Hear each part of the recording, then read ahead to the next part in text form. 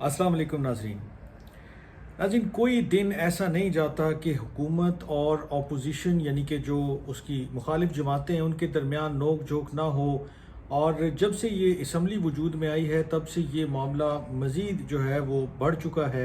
हर रोज़ कोई ना कोई ऐसी चपकलश, कोई ना कोई ऐसा मसला जो है वो सामने आता है कि दोनों अतराफ़ एक दूसरे के ख़िलाफ़ जो है वो बयान दाग देते हैं और ऐसी तल्ख़ सी फ़िज़ा हो जाती है कि फिर उसको दोबारा से वापस लाना पड़ता है। आज के दिन भी कुछ ऐसी ही चीज़ें सामने आई हैं। एक तरफ अता तारड़ साहब ने बहुत इंपॉर्टेंट कुछ पॉलिसी स्टेटमेंट्स दिए, लेकिन साथ ही जब उन्होंने पीटीआई को तनकीद का निशाना बनाया तो उमर अयूब साहब जो इस वक्त अपोजिशन लीडर हैं उन्होंने भी जो है वो जवाब दिए और उन्होंने काफ़ी सारी चीज़ों का कुछ इस तरह से जवाब दिया कि फिर हुकूमत को मजबूरन जो है वो उसका काउंटर भी देना पड़ा और उस काउंटर जवाब के बाद चीज़ें मज़ीद एस्केलेशन की तरफ गई हैं। साथ ही जो आज का सबसे इम्पॉर्टेंट इशू था वो एक तरफ तो नेशनल एक्शन प्लान के हवाले से जो बातचीत हुई, जो डिसीजंस हुए हैं वो है, लेकिन उसके साथ ही जो पीटीआई ने इशू उठाया है वो है उसके एमएनएज का, एमपीएज का और जो उसके साबका और मौजूदा जो एमएनएज और एमपीएज हैं उनका ब्लैक लिस्टों में होना या उनका एग्जिट कंट्रोल लिस्टों में नाम होना, और इस तरह की और जो लिस्टें हैं जो स्टॉप वॉच के नाम से भी हैं और प्रोविंशियल जो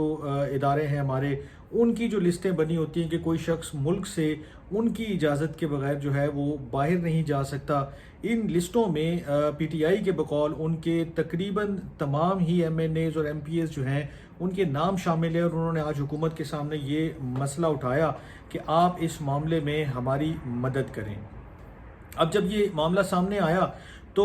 अता तारड़ साहब जो उस वक्त मौजूद थे असम्बली में, उन्होंने रिस्पॉन्ड किया कि आप हमें एक लिस्ट प्रोवाइड करें जिसमें तमाम लोगों के नाम, उनके सीएनआईसी, वल्दियत वगैरह वगैरह चीज़ें मौजूद हों ताकि हम उसको प्रॉपर आपको रिस्पॉन्ड कर सकें। अब लीडर ऑफ द अपोजिशन जो उमर अयूब साहब हैं वो खड़े हुए और वो बरस पड़े एक तरह की हुकूमत के ऊपर कि मैं आज पूरा दिन जो है और मेरे साथ कई और लोग वो सरगोदा की अदालतों में, कोई गुजरांवाले की अदालत में, कोई किसी और अदालत में पेश होके वो असम्बली हॉल पहुंचता है क्योंकि उसने वहां बेल करवानी है, कोई एटीसी कोर्ट के सामने पेश हो रहा है, कोई किसी और कोर्ट के सामने पेश हो रहा है। तो आप हमसे लिस्टें मांग रहे हैं, हमने तो आपको हर तरह की जो है वो चीज़ें प्रोवाइड की हुई हैं और आपके नोटिस के बाद ही ये चीज़ें जो हैं वो आती हैं अमल में। इसके साथ ही जो रियाज फतियाना साहब हैं, बैरिस्टर गौहर साहब हैं, जो पीटीआई के चीफ विप हैं आमिर डोगर साहब, ये तमाम बारी बारी खड़े हुए इन्होंने हुकूमत को बताया कि हमने इससे पहले 10 दरख्वास्तें जो हैं वो इंटीरियर मिनिस्ट्री को दी हैं कि जी हमारे लोग जो हैं उनको आपने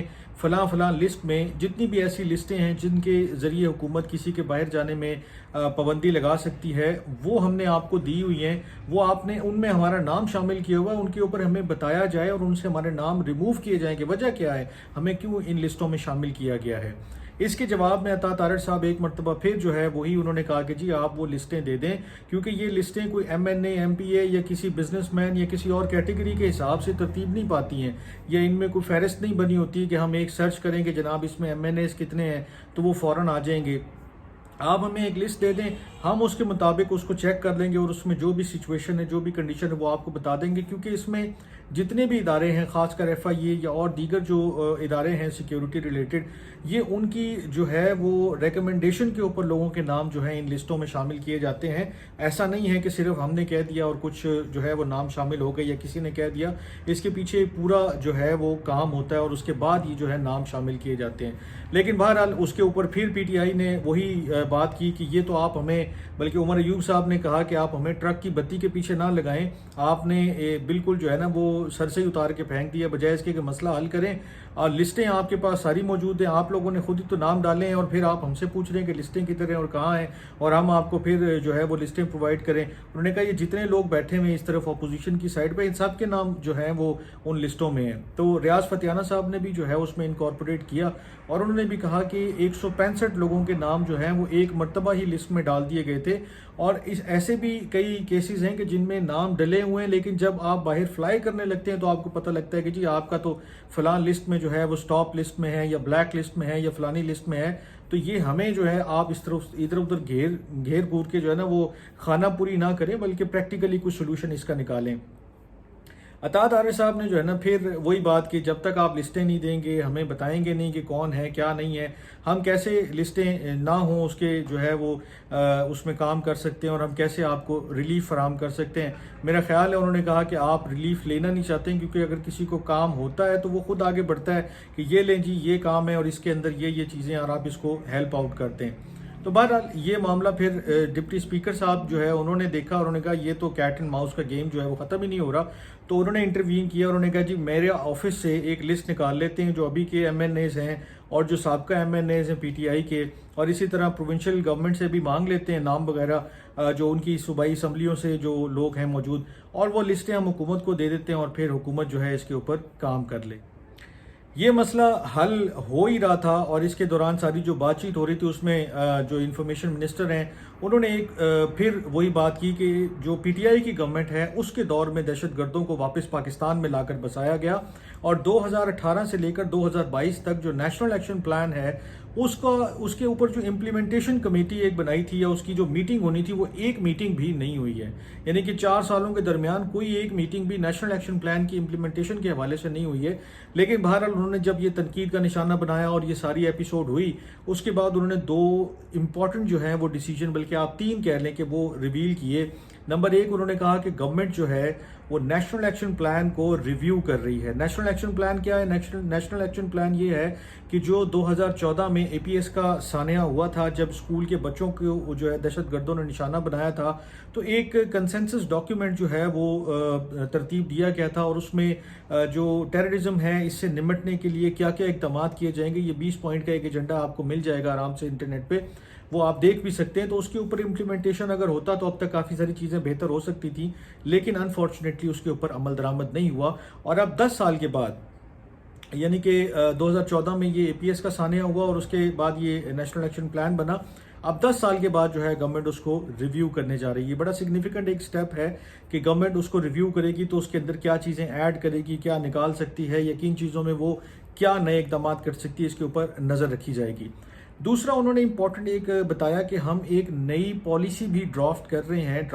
ہیں جس کے تحت جو ہے وہ ایکسٹریمزم اور وائلنٹ جو ٹیررزم ہے اس سے نمٹنے کی جو ہے وہ پوری کوشش کی جائے گی، یعنی کہ اگر آپ نیشنل ایکشن پلان کو ہی سامنے رکھ لیں، اس کے بعد ایک اور نیا پالیسی ڈاکیومنٹ جو ہے وہ بنایا جا رہا ہے، اور اس کے تحت جو ہے وہ گورنمنٹ جو ہے پروونشل گورنمنٹس کے ساتھ اور جو لا انفورسمنٹ ایجنسیز ہیں ان کے ساتھ مل کر جو ہے وہ ایک کاؤنٹر ٹیررزم پلان جو ہے وہ ترتیب دے گی۔ اور ساتھ ہی انہوں نے جو ایک اور انفارمیشن جو ریویل کی ہے اور جو بڑی سگنیفیکنٹ ہے کہ انٹیلیجنس بیس جو ہیں وہ آپریشنز کنڈکٹ کیے جائیں گے۔ یہ بڑا سگنیفیکنٹ ہے کیونکہ جس طرح سے یہ دہشت گردی کی لہر ابھی پاکستان میں آئی ہے، خاص کر جو چائنیز نیشنلز اور ابھی جاپنیز کے اوپر بھی ایک اٹیک ہوا، یعنی کہ فورن نیشنل جتنے لوگ ہیں ان کی زندگیوں کو اور ان کے جو جن پروجیکٹس میں وہ کام کر رہے ہیں ان کو جب نشانہ بنایا گیا تو حکومت حرکت میں آئی ہے، اور یہ اس کے بعد ایک بڑا سگنیفیکنٹ جو ہے 3 جو آج بڑی چیزیں ہوئی ہیں وہ میں نے آپ کے ساتھ شیئر کی ہیں۔ ایک تو نیشنل ایکشن پلان میں جو ہے وہ ترمیم، یا آپ کہہ لیں کہ اس کو ریویو کیا جا رہا ہے، اس کو امینڈ کیا جا سکتا ہے، اس میں اور چیزیں انکارپوریٹ کی جا سکتی ہیں۔ سیکنڈ کہ یہ جو ایک نیشنل پالیسی بنائی جا رہی ہے، ایک نیا ڈاکیومنٹ تیار کیا جا رہا ہے کہ ایکسٹریمزم سے اور ٹیررزم سے آپ نے ماس لیول پہ کیسے نمٹنا ہے وہ ہوگا۔ اور تیسرے نمبر پر جو ہے وہ ایک انٹیلیجنس بیسڈ آپریشن مختلف علاقوں میں پاکستان کے، یا جن جگہوں پر ان کو فیل ہوتا ہے گورنمنٹ کو اور اداروں کو کہ یہاں پر مسئلے زیادہ ہیں اور ان کی وجہ سے چیزیں خراب ہو رہی ہیں، ان علاقوں میں شروع کیا جا سکتا ہے۔ تو یہ جو اسمبلی کی آج کی کارروائی تھی اس میں یہ بہت اہم چیزیں تھیں جو میں نے آپ کے سامنے پیش کی ہیں۔ اس کے علاوہ بھی بہت چھوٹی چھوٹی چیزیں ہوتی رہی ہیں، لیکن وہ میرے خیال میں اتنی سگنیفیکنٹ نہیں تھی جتنی یہ تمام چیزیں تھیں۔ تو ان کے اوپر جب عمل درآمد ہوگا یا جو بلیک لسٹ ہے اس میں سے لوگوں کے نام نکلنے کا سلسلہ شروع ہوگا تو پھر اس کے اوپر بھی آپ کو اپڈیٹ کروں گا۔ آج کی جو آخری اپڈیٹ رہ گئی ہے وہ یہی ہے کہ اس وقت تقریباً 4800 افراد جو ہیں وہ بلیک لسٹ میں شامل ہیں،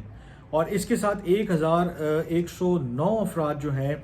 وہ جو پروونشل ایک لسٹ ہوتی ہے اسی طرح کی جس سے آپ باہر جانے سے لوگوں کو روک سکتے ہیں اس میں بھی شامل ہیں۔ یہ حکومت کے اعداد و شمار ہیں، لیکن بہرحال وہ اس لا علمی کا اظہار کرتے ہیں کہ اس میں کون شخص شامل ہے، کون نہیں ہے، کون ایم این اے ہے، کون ایم پی اے ہے۔ تو بہرحال اس حوالے سے انہوں نے کافی دیر جو ہے وہ آنکھ مچولی کی، لیکن بہرحال ڈپٹی اسپیکر نے ایک اچھا کام کیا اور انہوں نے خود سے لسٹیں پرووائڈ کرنے کا بتا دیا۔ آئندہ اس کے اوپر جو بھی پیش رفت ہوگی اس سے بھی آپ کو آگاہ رکھیں گے۔ اپنا بہت خیال رکھیے گا۔ اللہ نگہبان۔